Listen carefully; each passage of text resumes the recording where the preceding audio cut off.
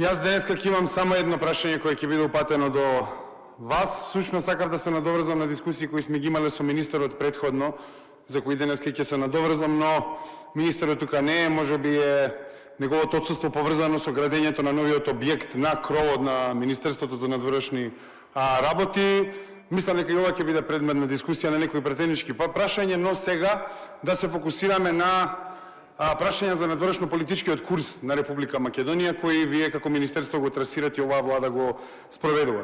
Прашањето ќе биде едно и мислам дека ќе видите дека ќе произлезе логично од низа констатации кои ќе ги забележиме, затоа што се констатации, нема простор да разговараме за нивната природа, навистина се такви какви што се чинат и се однесуваат на клучното прашање за насоката на нашиот надворешно политички курс, кој па се надоврзува на тоа што кај опозицијата се ствара слика за вашата надворешна политика како да имате постери и цитати од дипломатијата и дипломатите на САД, па затоа ќе искористам еден цитат од озлогласениот дипломат Хенри Кисинџер, кој вели: комплексноста, бидејќи комплексноста ја инхибира флексибилноста, раните избори се од особена важност.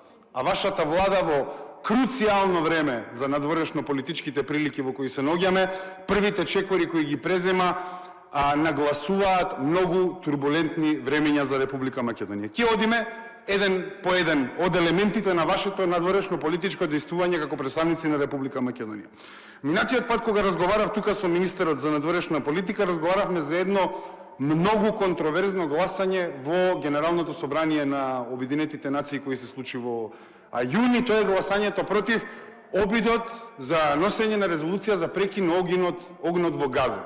Тогаш вие гласавте против надвор од очекувањата на македонското општество, надвор од традицијата дипломатска која Македонија ја има и која претходи на нејзината независност. Гласавте зачудувачки за целиот јавен дискурс и потоа вашиот министер дојде и рече дека сте имале проблем со јазичната формулација во самата резолуција.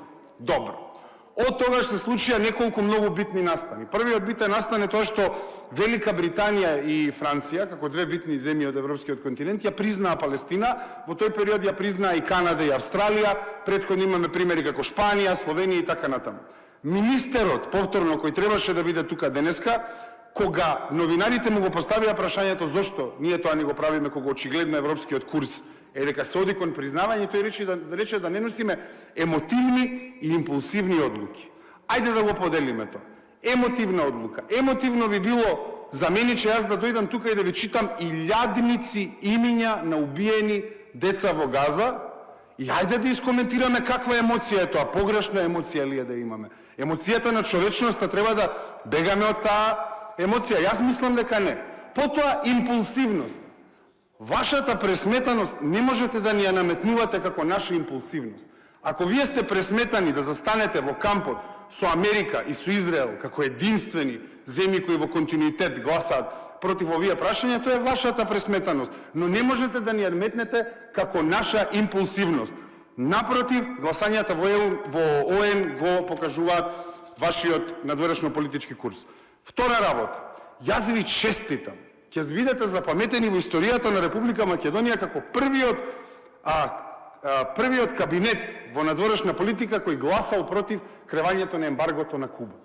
Откако постоиме како држава, откако се гласа, вашите пратеници инаку на парламентарната група за соработка со парламентарните од Карибите лажат дека Македонија е за ова прашање. Значи, вие давате мешани сигнали и на крај излегувате и ја правите најгрубиот дисконтинуитет со традицијата на македонската дипломатија и гласате против кревањето на ембаргото.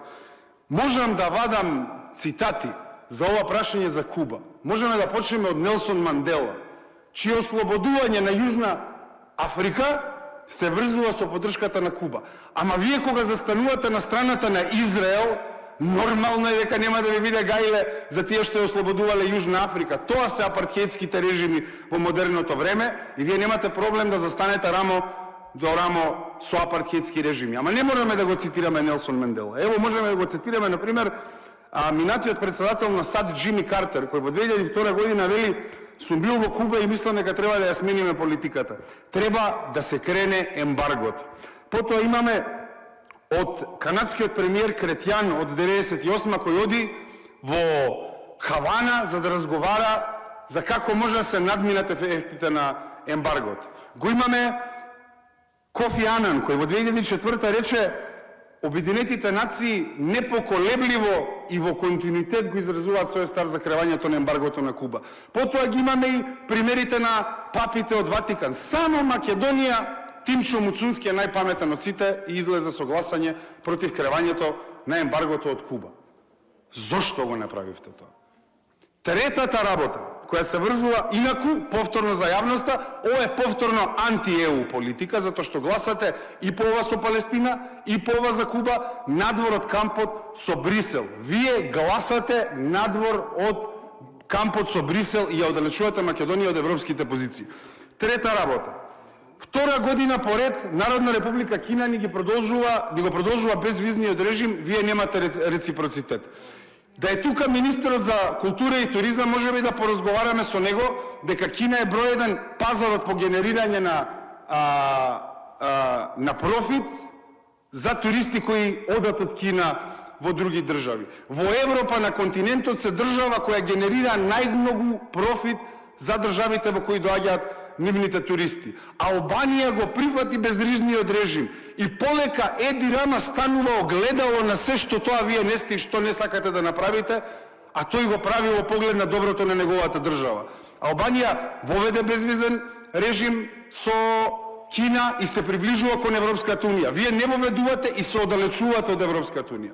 Вие сте огледало спротивност на тоа што прави нашиот западен комшија во поглед на нивните национални интереси, кои вие очигледно не можете ни да ги лоцирате, а не да ги одбраните.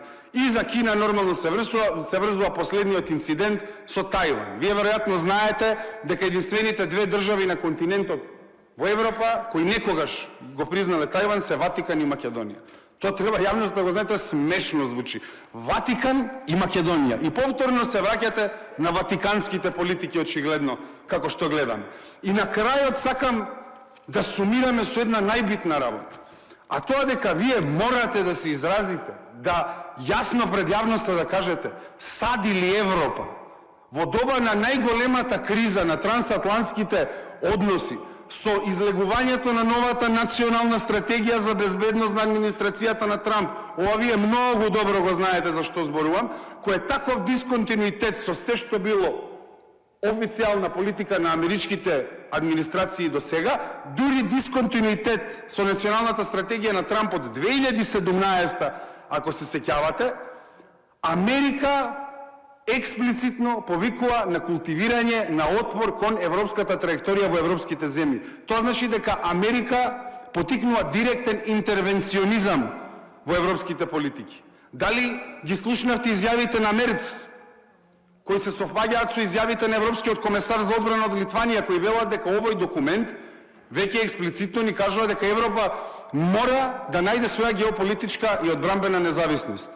Дали ви значат нешто изјавите на високите дипломати од Франција, кои велат дека европските земји на еден или на друг начин ќе мораат да најдат културолошки модус како да го соджвакаат одделувањето на Европа од САД.